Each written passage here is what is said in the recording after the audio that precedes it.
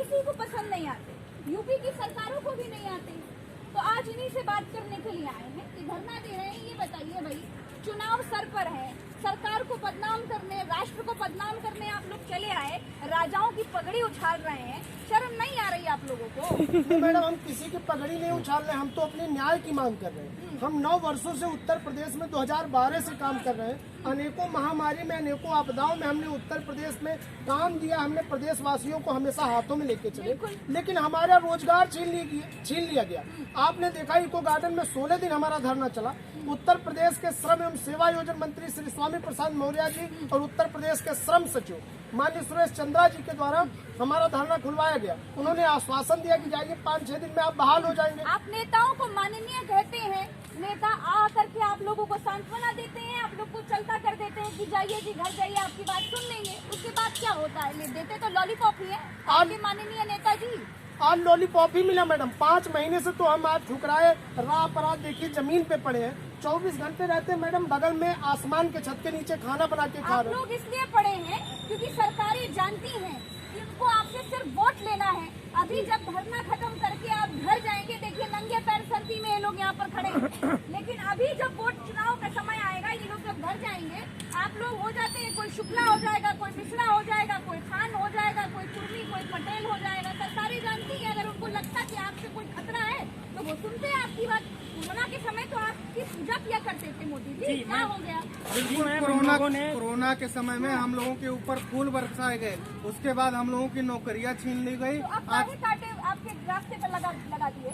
अब इसलिए लगा दिए क्योंकि हम अपना अधिकार मांगने लगे, अपने ओवर टाइम का पैसा मांगा कि हमने कोरोना जैसी वैश्विक महामारी में प्रदेश के नागरिकों को सेवा दी। अब आपको कम से कम शर्म आनी चाहिए। हमारा अधिकार, हमारे ओवर टाइम का फैसला तो लागू कर देना चाहिए।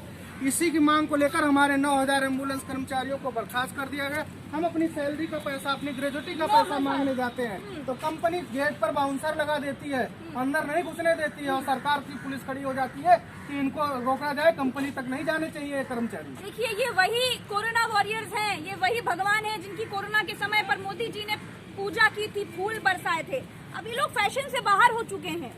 राजनीति ऐसे ही चलती है। अब आप लोग फैशन में नहीं, आपकी बात क्यों सुने सरकार? बताइए। मैम, बात सही है, सरकार हम लोगों का संज्ञान नहीं ले रही है, लेकिन जब हम लोग अपना फैशन में थे, कार्य कर रहे थे, हमने किसी से नहीं पूछा आप किस पार्टी से हैं, किस धर्म से हैं, किस जाति से हैं। हमने सिर्फ मानवता की सेवा की।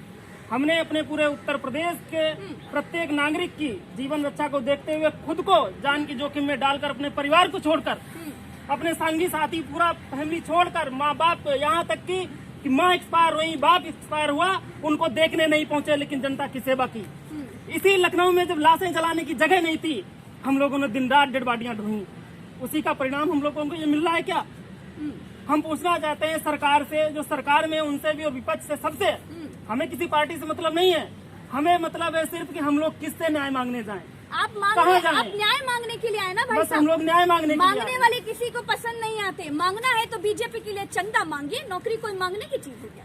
तो फिर कहाँ जाएं? हमारा परिवार क्या करेगा? अगर हम न मांगे, अपने लिए न्याय न मांगे, तो हम लोग कहाँ जाएं?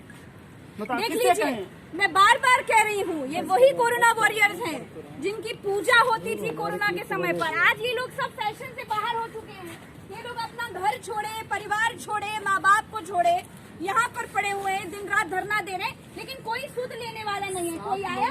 आत्महत्या क्या बोल रहे हैं? 7 लोगों ने आत्महत्या कर ली। परसों एक की बीवी मर गई, एक बताइए खुद मर गया बेचारा हमारा कर्मचारी बुलंदशहर का।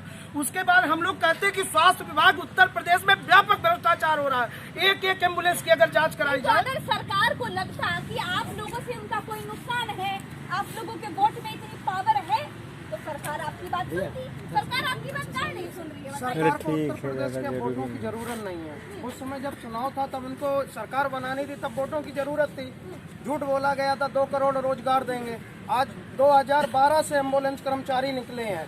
27 जुलाई 2021 को 9 साल बाद 9000 कर्मचारी निकाले गए। वोटों की जरूरत नहीं होती तो पूरा सरकारी महकमा प्रधानमंत्री से लेकर मुख्यमंत्री तक थोड़ी ना जुटा रहे होते। अब वो भीड़ कहाँ से लाते हैं वो ही जाने, लेकिन उत्तर प्रदेश सरकार को होगा कि आपके वोट में इतना पावर है कि उनकी कुर्सी हिल जाए, कभी नहीं सुन रहे हैं आपकी। नहीं दिख रहा ना, उन्हें सिर्फ उत्तर प्रदेश में सरकार को वोट चाहिए कंपनी के, जो कंपनी बाहर के हैदराबाद के लोग हैं उनके वोट चाहिए। लेकिन कर्मचारी क्या कर देंगे अगर सरकार में आपकी बात मुझे इसे। यदि हमें रोजगार ना मिला और जिस सरकार हम किस मुंह से घर पे कहेंगे कि चलो भाजपा में वोट दे दो, घर वाले भी जूता चप्पलों से मारेंगे कि एक तो कमा नहीं रहे हो, बेरोजगार कर दिए गए हो, तो हम कैसे वोट देंगे? ये तो बहुत बड़ा। सरकारें भाषण दे रही हैं और यूपी में युवा धरने दे रहे हैं। आप लोग धरने दे रहे हैं, कोई सुन रहा है आपकी बात? सरकार के किसी से आपकी बात हुई? नहीं मैडम, हमारी बात कोई नहीं सुन रहा है। कोविड जैसे काल में हम लोगों ने केंद्रीय राज्य मंत्री कौशल किशोर जो लखनऊ से हैं, कई मंत्रियों को हम लोगों ने सेवा दी। हम लोग 6-6 महीने तक घर नहीं गए, कई दिन तक भूखे बने रहे तो लखनऊ आपने में। सेवा दी भाई साहब, आपके पैर पूछे गए, फूल बरसाए गए, बात खत्म, अब निकलिए अपने घर। सरकार हम लोगों के साथ अन्याय हुआ है और मैं चाहता हूँ कि हम लोगों के साथ अगर यही करना है तो हम लोगों को जान ले लीजिए और मैं जब तक नहीं